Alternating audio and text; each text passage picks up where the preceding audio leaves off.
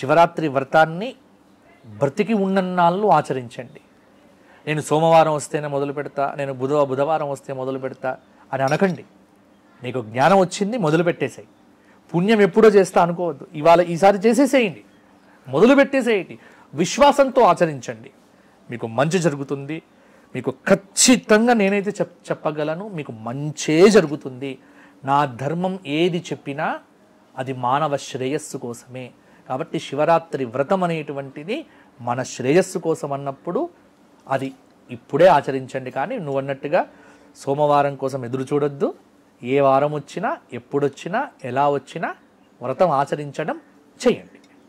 ఇంకొకటి గురుగారు, చాలా మంది ఖర్జూరం స్పెషల్గా ఆ రోజు వాడడం జరుగుతుంది ఉపవాసం వదలడానికి ఈవినింగ్ టైమ్స్లో.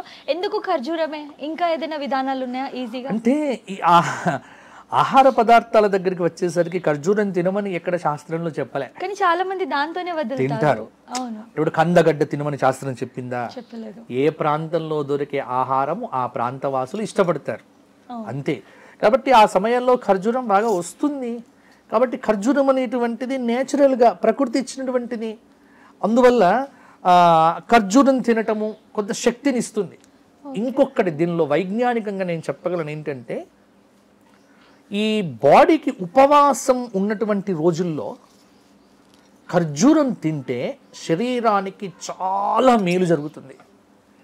ఇదే ఖర్జూరం తినే పద్ధతి మీరు రంజాన్ మాసంలో చూడొచ్చు. సరిగ్గా వాళ్ళు ఉపవాసాలు ఉంటారు. వాళ్ళు ఉపవాసం ఉన్నప్పుడు ఏం తింటారు? ఇదే ఖర్జూరం, డ్రై ఫ్రూట్స్ ఇవే తింటారు కదా. అంటే వాళ్ళకి ఎవరు చెప్పారు తినమని? అంటే ఖర్జూరము తర్వాత ఇవన్నీ కూడా శరీరానికి ఉత్తేజాన్ని కొంత మోతాదులో తీసుకోవటం వల్ల. ఇప్పుడు నేను ఇంకొక మంచి టెక్నిక్ చెప్తాను, అంటే నేను ఆచరిస్తాను. శివరాత్రి నాడు నేను ఏమీ తీసుకోను, కొన్ని సంవత్సరాలుగా జరుగుతుంది. మంచినీళ్ళు తీసుకుంటా చెప్తాను. కొన్ని రోజులు మంచినీళ్ళు కూడా తీసుకోకుండా చేశా. గురుగారు, అంటే దానికి ఏమైనా టైమింగ్స్ ఉంటాయా? మంచినీళ్ళు మార్నింగ్ టైంలో తీసుకోవాలి? అలా ఏం లేదు. ఉదయం నుంచి రాత్రి దాకా తీసుకునేవాడిని కాదు. కొన్ని రోజులు అలా ఉండగలిగాను, కానీ ఇప్పుడు ఉండలేకపోతున్నాం. ఎందుకంటే బాడీలో మార్ప్స్ కావచ్చు, చాలా మార్పులు. ఇప్పుడు ఏం చేస్తున్నామంటే, ఆ శివరాత్రి రోజున నేను ఏమీ తీసుకోను, కానీ మంచినీళ్ళల్లో తేనె వేసుకుంటా. మంచినీళ్ళల్లో తేనె కలుపుకొని ఉదయం నుంచి రాత్రి దాకా ఒక గ్లాసు తీసుకుంటా. ఎక్కడ కూడా నాకు నీరసం రాదు. అంటే నీళ్లు తేనె కలపటం వల్ల ఉపవాసం చేయటానికి కావలసిన శక్తి, చాలా శక్తి వస్తుంది. నేను మహాశివరాత్రి రోజున అది తీసుకొని 3 చోట్ల ప్రవచనాలు, చాలా అన్ని చేస్తా. ఎందుకు అంటే ఇదే రహస్యం, ఏమీ లేదు. తేనె నీళ్ళు మంచి తేనె నీళ్ళలో కలుపుకొని బాడీని యాక్టివేట్ చేస్తుంది. చాలా ఎనర్జీగా ఉంటాను, నేను చాలా ఎనర్జీతో ఉంటాను. కాబట్టి కాబట్టి ఖర్జూరం తింటే కూడా అంతే ఎనర్జీ వస్తుంది. అంటే ఏదైనా నియమం అయితే లేదు, ఖర్జూరం తినాలి, ఉపవాసం ఉంటే ఖర్జూరం తినాలి అని ఎక్కడ శాస్త్రంలో చెప్పరు. ఏది తినాలో ఏది చెప్పలేదు. అంటే మనం చేసుకున్నది ఇదంతా. ఏది పదార్థం దొరికితే, ఇప్పుడు మా దగ్గర ఏకాదశి ఉపవాసం చేసినప్పుడు తెలంగాణ ప్రాంతంలో మా ఊర్లో చపాతీలు తింటారు, పులుకాలు, రొట్టెలు, పూరీలు తింటారు. అదే మీరు ఉత్తర భారతదేశంకి వెళ్తే, మీ ప్రాంతం ఆ ప్రాంతంకి వెళ్తే అక్కడ సగ్గు బియ్యంతో చేసినవే తింటారు. ఎందుకంటే అక్కడ ఉపవాసం అంటే, ఎందుకంటే వాళ్ళు రోజు తినేటువంటిది చపాతీ, రోజు తినేది చపాతీ. కాబట్టి వాళ్ళకి ఆహారం అంటే చపాతీ, ఇక్కడ ఆహారం అంటే అన్నం. అంటే ఏ ప్రాంతంలో దొరికే పదార్థం ఆ ప్రాంతంలో ప్రాంత నియమాలను బట్టి మనకి ఏర్పాటు చేశారు ఆహార విహారాదులు.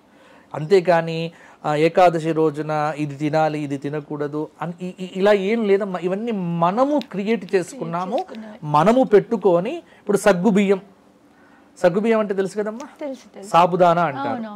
సాబుదానా అని తెలంగాణలో అంటారు, సగ్గుబియ్యము అంటారు. ఇది ఒక చెట్టు నుంచి వస్తుంది కదా. దీన్ని ఖచ్చితంగా నేను మహారాష్ట్రలో చూశాను. వాళ్ళు సగ్గుబియ్యంతోనే వడ చేస్తారు, సగ్గుబియ్యంతో ఉప్మా చేస్తారు, సగ్గుబియ్యంతో పాయసం చేస్తారు. అన్ని సగ్గుబియ్యంతోనే ఉంటాయి. ఏకాదశి రోజున అన్ని తింటారు. అది నిరాహారం కిందకి వస్తుంది. అది నిరాహారం అట వాళ్ళకి. ఇక్కడ చపాతీ కానీ ఇవి కానీ తింటే ఉపవాసం అవుతుంది. అంటే ప్రాంతాన్ని బట్టి, ప్రాంతంలో దొరికే పదార్థాలను బట్టి ఆచార వ్యవహారాల్లో మార్పులు వస్తున్నాయి. కాబట్టి ఖర్జూరం తినాలి, కందగడ్డ తినాలి, ఈ మామిడికాయ తినాలి శివరాత్రి రోజున ఇవేవి లేవు. ప్రకృతి ఏది ప్రసాదిస్తే అది పరమాత్ముడికి నివేదన చేసి దాన్ని స్వీకరించడం అనే పద్ధతి తప్ప ఇంకొకటి కాదు. అయితే నార్మల్గా వచ్చే ఉపవాసాల్లో మహాశివరాత్రి రోజు వచ్చే ఉపవాసాల్లో డిఫరెన్స్ ఏంటి గురుగారు? మామూలుగా చేసేటువంటి ఉపవాసము మహాశివరాత్రి నాడు చేసేటువంటి ఉపవాసానికి తేడా ఏం లేదమ్మా. ఉపవాసం అంటే ఏదైనా ఉపవాసమే. ఒక్క తేడా ఏంటంటే మామూలుగా చేసేటువంటి ఉపవాసాల్లో రాత్రి పడుకుంటాము, ఈ రోజు పడుకోము. మహాశివరాత్రి రోజున జాగారం చేస్తాము. మిగతాదంతా ఒకటే పద్ధతి. ఇప్పుడు ఏకాదశి ఉన్నాం, ఇప్పుడు ఏకాదశి నాడు ఏం తింటాం? ఏమీ తినాం. ఏకాదశి అనేటువంటిది కంప్లీట్ ఉపవాసమే. కాబట్టి తెల్లవారి ద్వాదశి వచ్చేదాకా నిజానికి శాస్త్రంలో ఏకాదశి కూడా ఎలా చెయ్యాలో ఏకాదశి వ్రత మహాత్మ్యంలో చెప్పారు. రాత్రి జాగారం చెయ్యాలి, విష్ణు సహస్రనామ పారాయణం చెయ్యాలి, గోవిందనామ సంకీర్తనం చెయ్యాలి. జాగారం చేయడం అనేటువంటిది ఏకాదశి నాడు కూడా ఉంది, కానీ మనం పాటించట్లేదు. శివరాత్రి మాత్రం పాటిస్తూ వస్తున్నాము. ఉపవాసంలో పెద్ద తేడా ఏం లేదు. ఇంతకుముందు నేను గతంలో చెప్పినట్టుగా నిర్జల ఉపవాసము, నక్తోపవాసము, ఉపవాసము, తర్వాత నిరాహారము, ఇలా కొంత పద్ధతుల మేరకు ఎవరికి ఎంత శక్తి ఉంటే ఆ పద్ధతి ప్రకారం ఆచరిస్తే సరిపోతుంది. సబ్స్క్రైబ్ చేయండి. Please do subscribe to. Please like, share and subscribe to top Telugu TV. Top Telugu TV. Top Telugu TV.